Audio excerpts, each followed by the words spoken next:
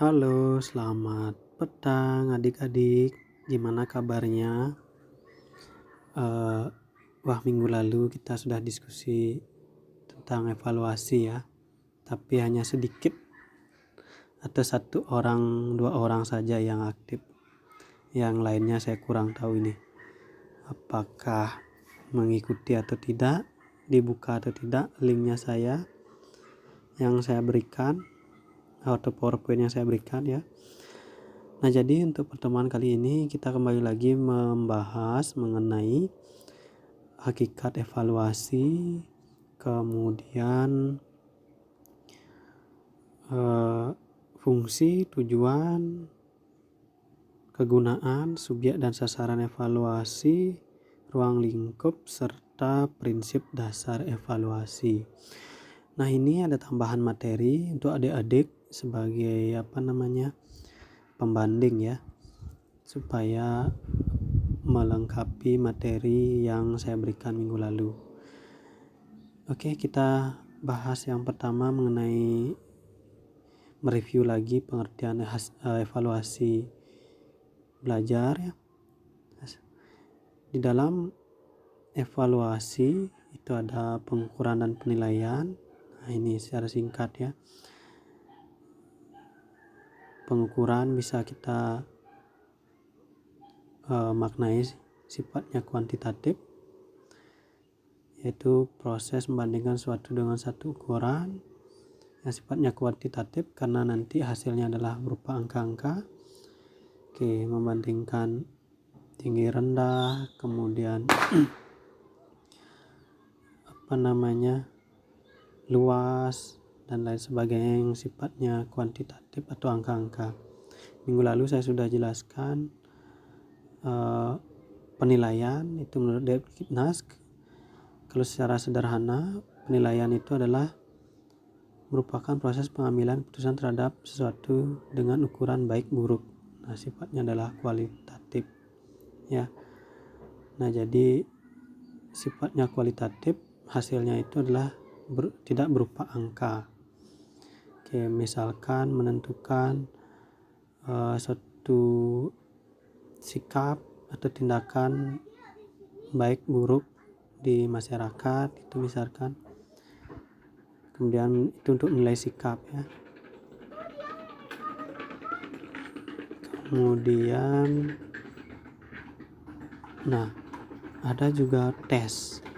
Ini tes sepintas saya jelaskan, merupakan alat atau prosedur yang digunakan untuk mengetahui kemampuan siswa dengan cara dan aturan-aturan yang sudah ditentukan. Oke, nanti lebih jauh di pembahasan berikutnya kita akan bahas apa itu tes ya. Nah, ini hanya sepintas saja pengertiannya ya. Nah, jika kita lihat dari pengertian dasar atau sederhana evaluasi, maka dikatakan bahwa evaluasi itu di dalamnya sudah melakukan pengukuran dan penilaian. Artinya ketika Anda melakukan evaluasi berarti sudah mencakup adanya pengukuran dan penilaian ya. Nah, ini ada beberapa pengertian atau pendapat yang mengutarakan tentang evaluasi ya. Ada menurut Gronlund tahun 1976, kemudian Ringstone tahun 1956. Oke. Baik, evaluasi kalau menurut Gronlund merupakan suatu proses yang sistematis untuk menentukan atau membuat keputusan sampai sejauh mana tujuan pembelajaran telah dicapai oleh siswa.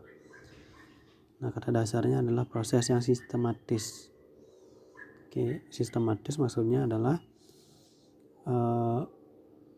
proses evaluasi itu dilakukan bertahap, berjenjang ya, atau melalui tahap-tahap dari dasar sampai dengan yang lebih tinggi lagi ya, karena saling berhubungan.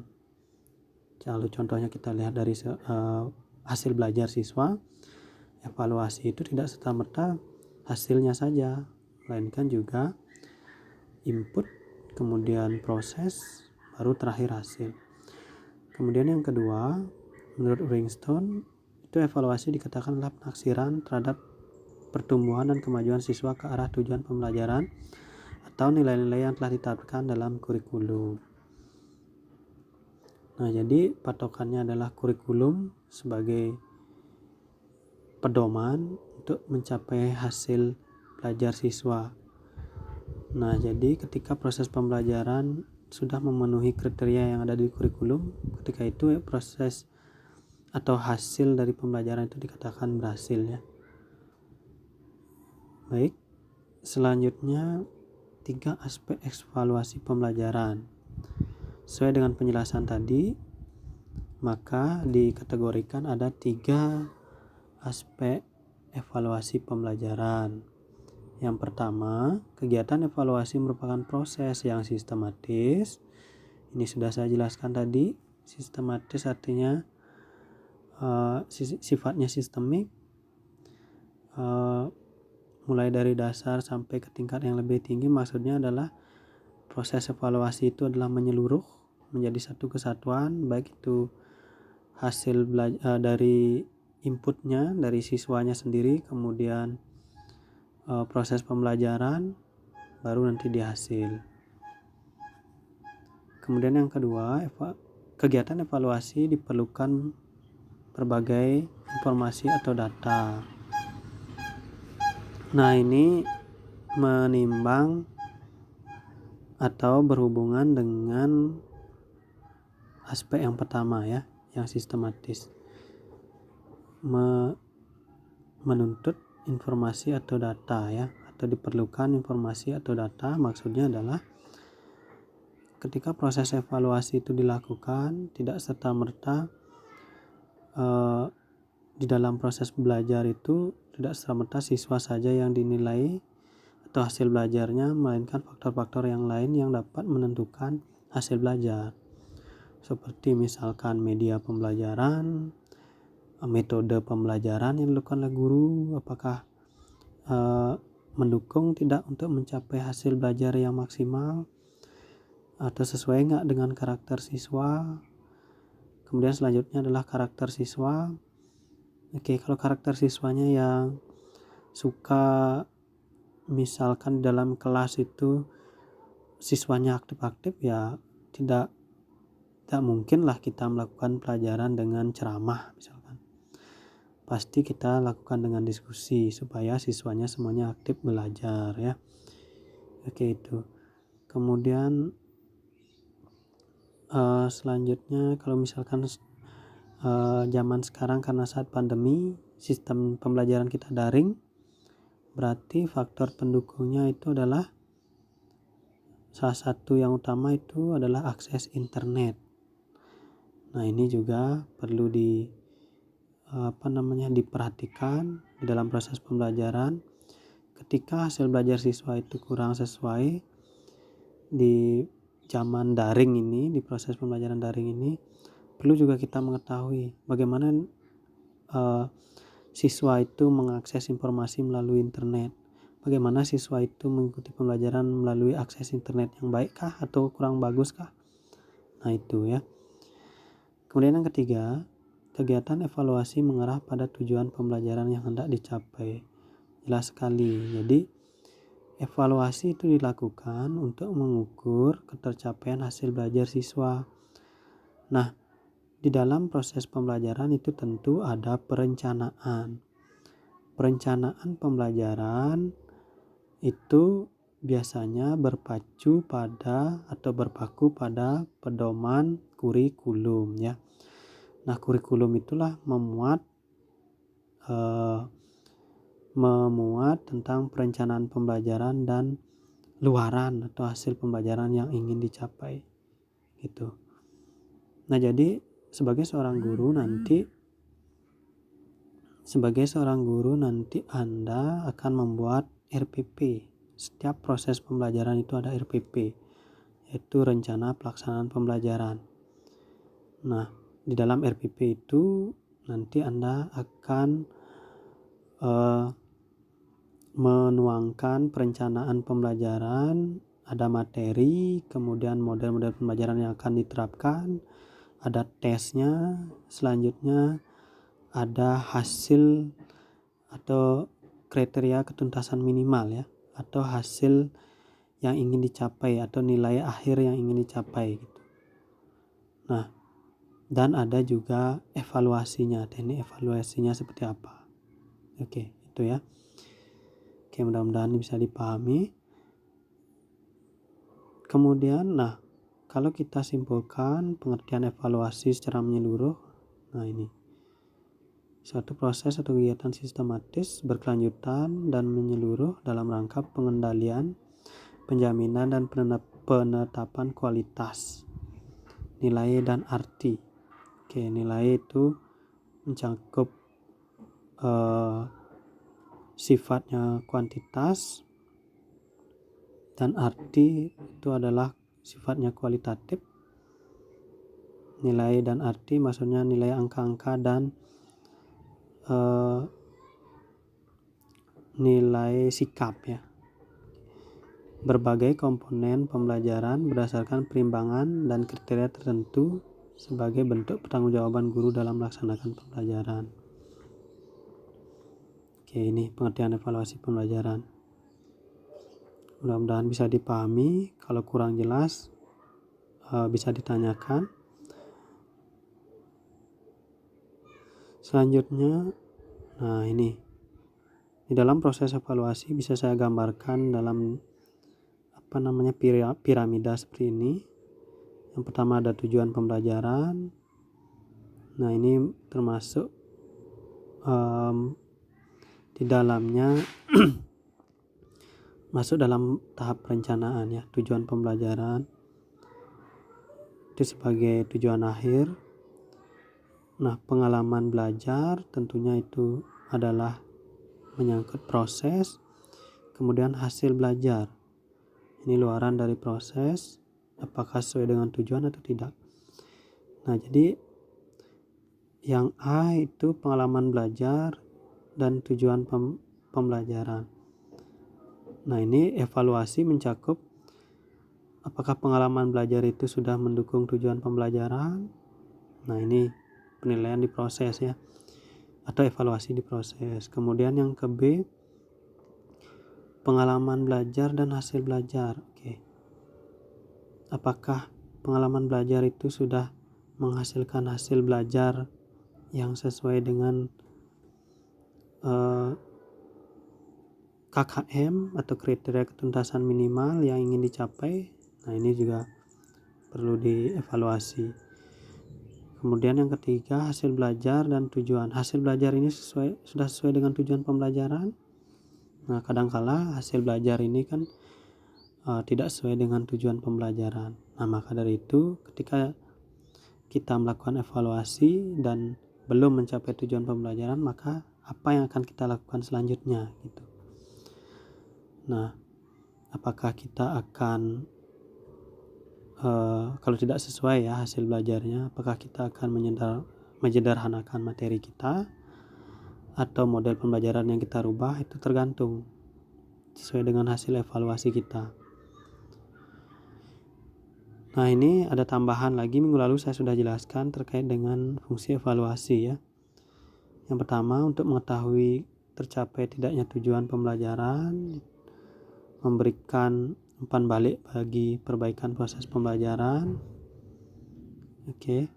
Karena ketika hasil belajar itu tidak sesuai dengan tujuan pembelajaran yang kita ingin capai, maka kita lakukan evaluasi.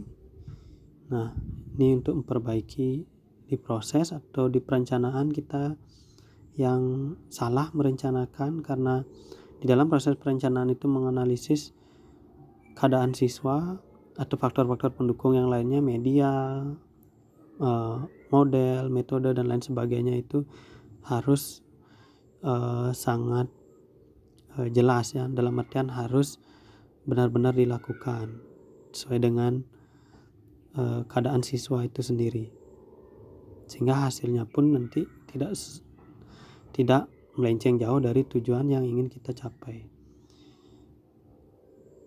Kemudian yang ketiga, dasar dalam menyusun laporan kemajuan siswa kepada para orang tua. Oke, biasanya ini adalah memberikan nilai rapor ya, untuk laporan kepada orang tua terkait dengan kemajuan peserta didik atau siswa.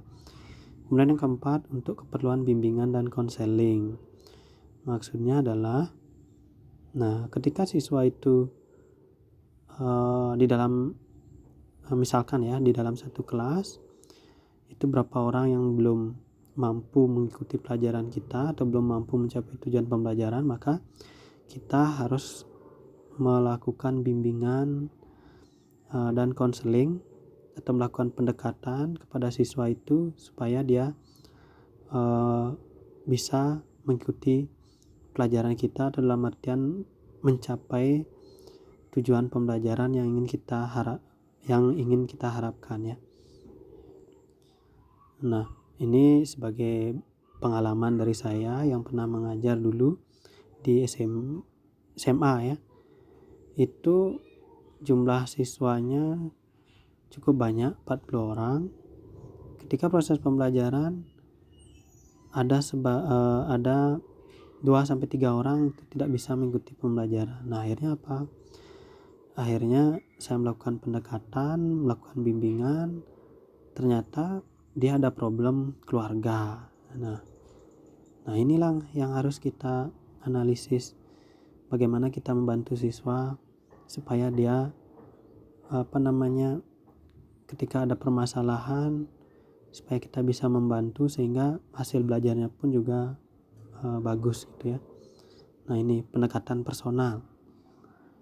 Oke, ada kadangkala siswanya aktif dia tetapi hasil belajarnya kurang bagus. Aktif dalam artian banyak bicara di dalam kelas, tapi hasil belajarnya kurang bagus. Nah, ini juga kita harus analisis. Kita melakukan pendekatan, bimbingan. Oke, di mananya yang salah? Seperti itu ya. Nah, nanti adik-adik sebagai guru atau nanti PPL pasti akan banyak menemukan permasalahan. Oke. Selanjutnya yang keempat sudah tadi ya, bimbingan. Nah, tujuan evaluasi mendeskripsikan kecakapan belajar siswa sehingga dapat diketahui lebih dan kekurangannya dalam mata pelajaran tertentu. Oke. Nah, ini terkait dengan menganalisis kekurangan dan kelebihan anak didik kita ya. Kalau sebagai seorang guru wali atau wali kelas, kita mengetahui di mana lebihnya anak tersebut, apakah dia berprestasi di bidang olahraga atau di bidang bahasa misalkan atau matematika. Nah, ini yang harus kita gali, harus kita kembangkan sehingga bisa mengoptimalkan kemampuan anak didik kita atau siswa kita. Kemudian yang kedua, mengetahui keberhasilan proses pembelajaran di sekolah ya.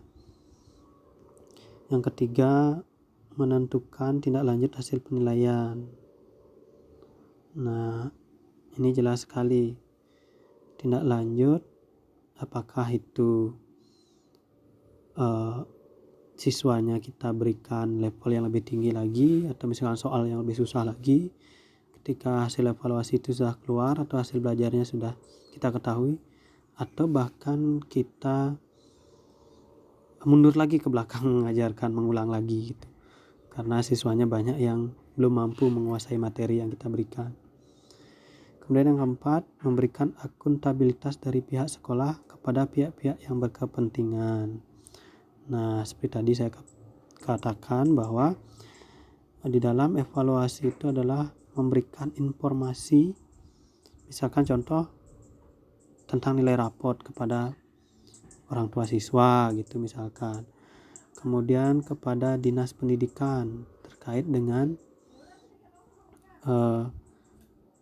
hasil belajar siswa ya, misalkan dimintakan data.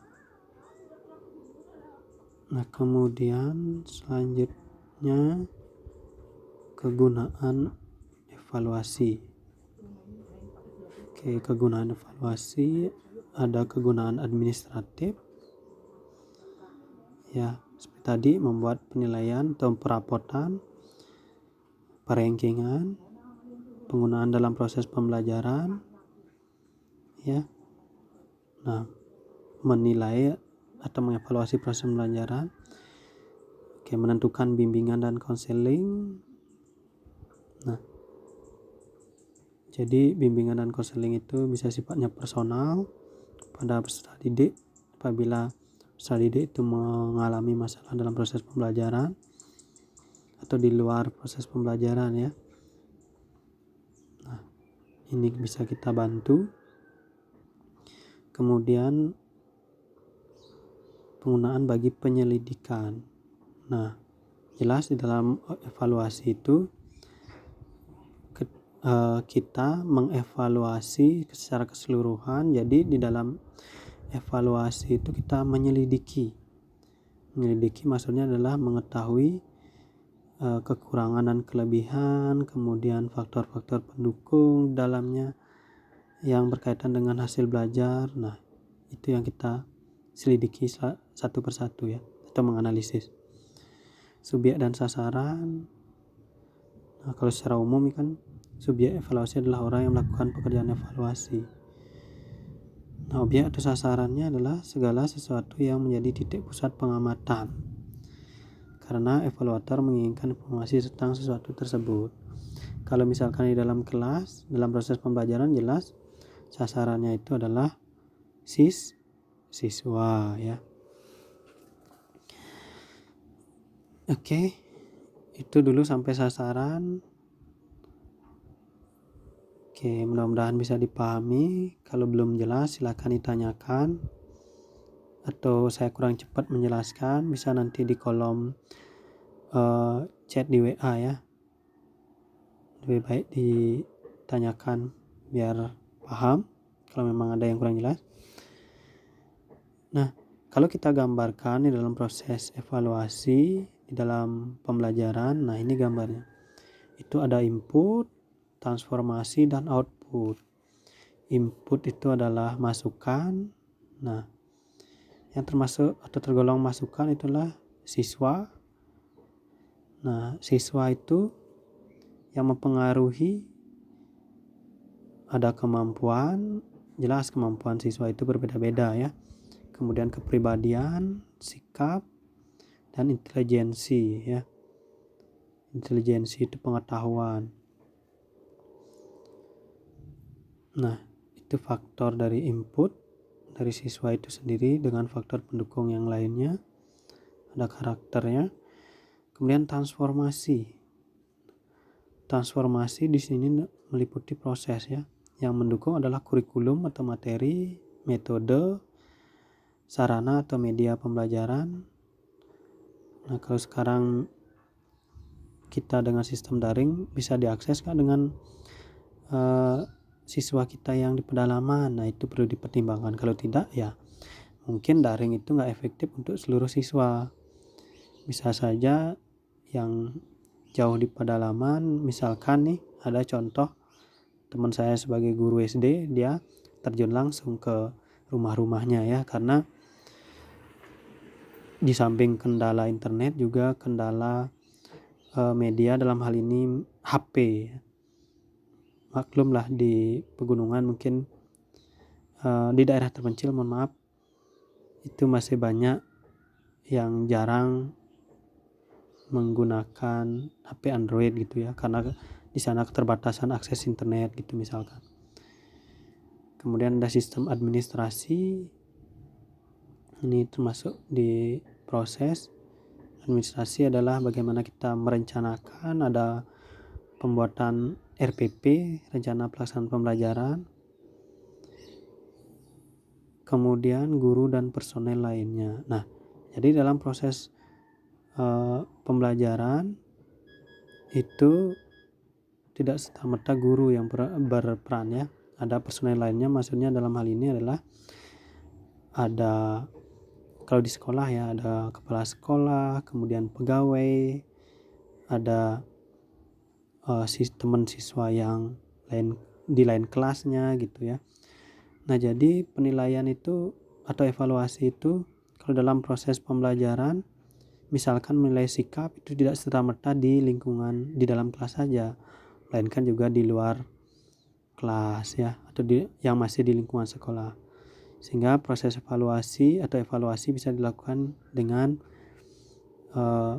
menggabungkan personil yang lainnya, dalam artian kita menggali informasi dari guru-guru yang lainnya gitu kan, tentang sikap siswa. Misalkan si A, kalau saya yang mengajar, oh si A ini rajin gitu misalkan.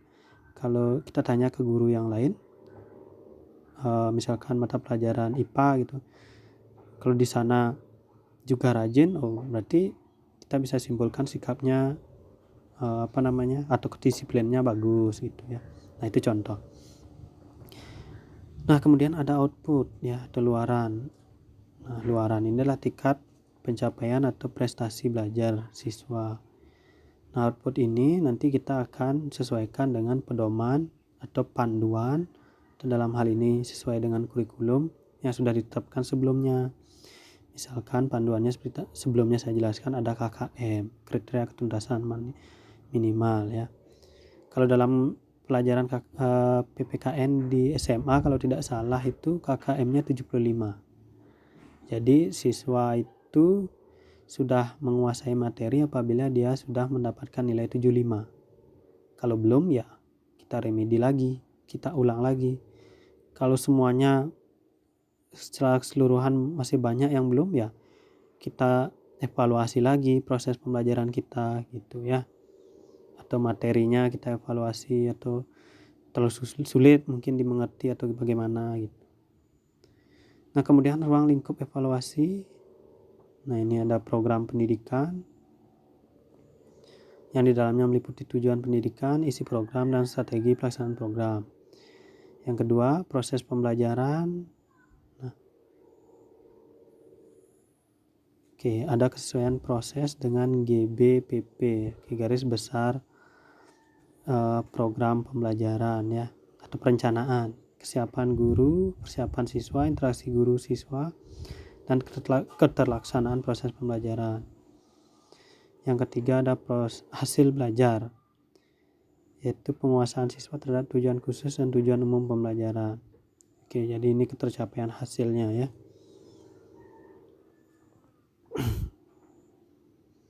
Sampai di sana dulu dijelaskan, mudah-mudahan bisa dipahami. Bagi yang belum silakan ditanyakan. Nah, untuk selanjutnya ini ada tugas, itu tentang prinsip dasar evaluasi. Itu ada komprehensif sampai praktis. Tolong itu dibuat sebagai tugas ya.